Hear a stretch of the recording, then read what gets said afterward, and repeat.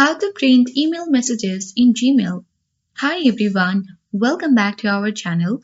This is Rose and I will guide you to print email messages in Gmail. Without further ado, let's get started.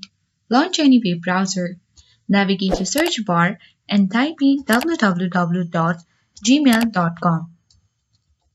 Press enter on your keyboard. Make sure that you sign into your account and open a particular message that you want to print in Gmail. If this is the message, you simply need to click on the print icon at top right corner of this message and make sure you are connected to a particular printer. Here you can easily choose the destination, pages, layout, colors, and go to the more settings for paper size, pages per sheet, margins, scales, options, and then click on the print button and your message in Gmail will be printed. That's it. I hope this guide was helpful. If it was, don't forget to like, share, and comment.